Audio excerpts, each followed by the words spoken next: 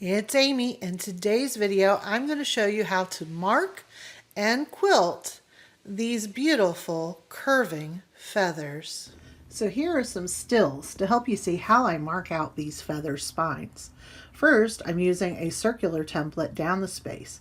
This happens to be a 4-inch circle in a 6-inch space. Then I'm going to actually erase 1/4 of each circle to give us that open spirally feather spine. And then I'm going to be drawing in from the end of that circular line a smaller curve to give that spiral effect. Now I'm freehanding mine here, but you can also use a smaller circular ruler. The end of the line ends up being about 1/4 of the original circle's diameter in from the edge. Then I'm going to give myself some markings for the ends of plumes to leave space for other plumes. In all of these markings, I'm using my handy dandy air erasable marker. Now, let's get on with the rest of the video. This end of this line is coming, it's just short of that center line, but this is the center of that circle and this is the edge. We're right about halfway.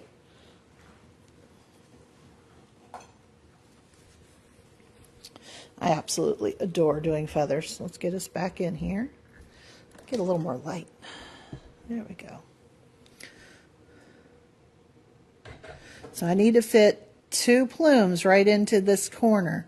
So this next one can't be horribly big or I will run out of space.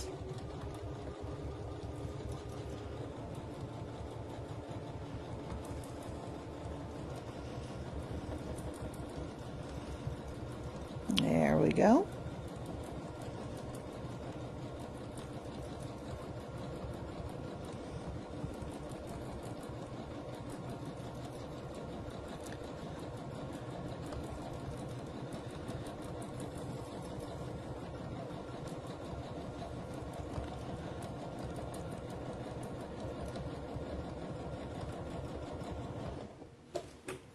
So you want to think about when you're doing these circles, you're kind of breaking the circles that you marked into 4 quadrants, and that will help you rotate around your feather plumes in the correct directions. They just kind of wrap around each other like a cabbage rose or something. This one's going to be a little smaller. Coming in here, and then my next one will wrap around it.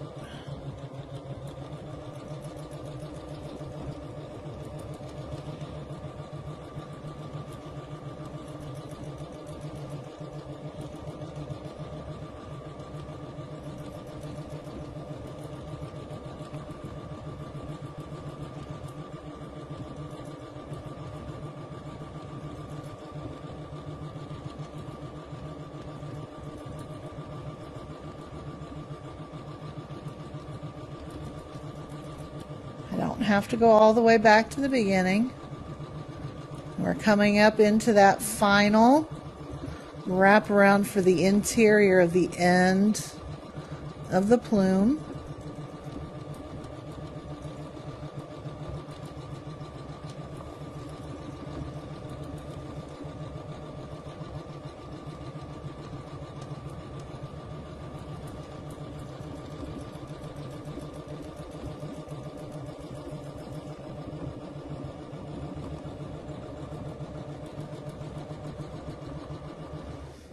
All right. So drawing and doodling is your secret weapon to doing feathers.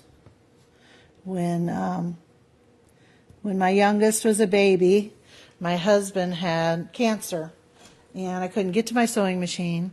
Quilting was my way of staying sane, and I couldn't get to my sewing machine very often because he was doing so much chemo and radiation and things. And so I would take my sketchbook with me to the cancer center, and I would draw while I was there. And I think I've told this story recently, so forgive me for repeating it, but it's definitely an important one. and I would just draw pages upon pages of quilting designs and just practice and doodle.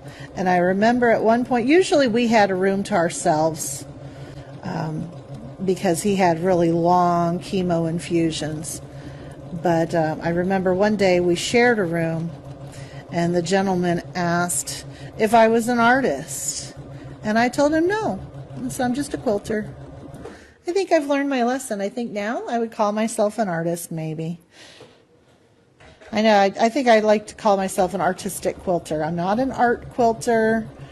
I'm not a traditional quilter. I'm not particularly a modern quilter. I'm an artistic quilter.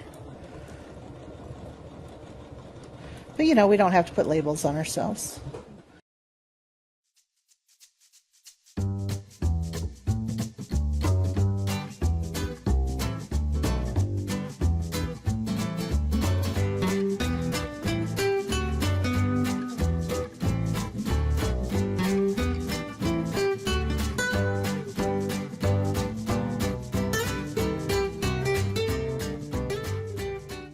And we need to go ahead and mark that line again. So we're here, and we're about halfway between here. Whoops, you guys can't see. And here, but just back a little bit. Right to about there. And I think while I'm here, I'll go ahead and pivot around and come up right into here for that next little spot.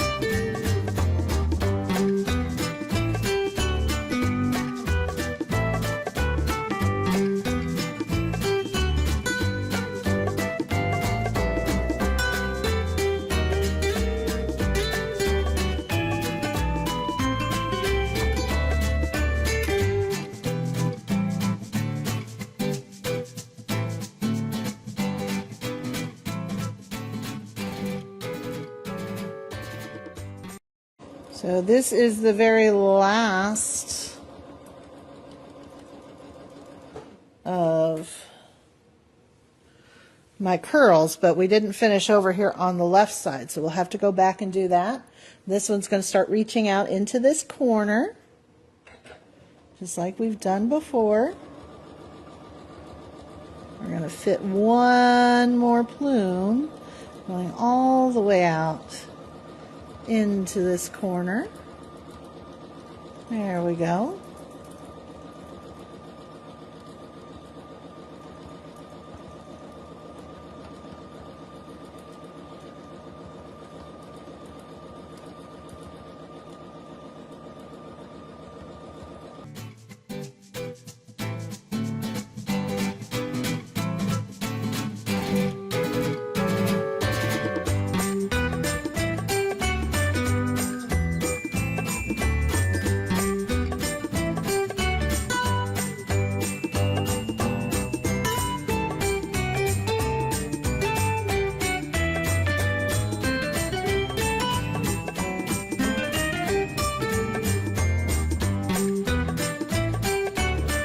Make sure that the tips of my plumes don't drop off into that seam.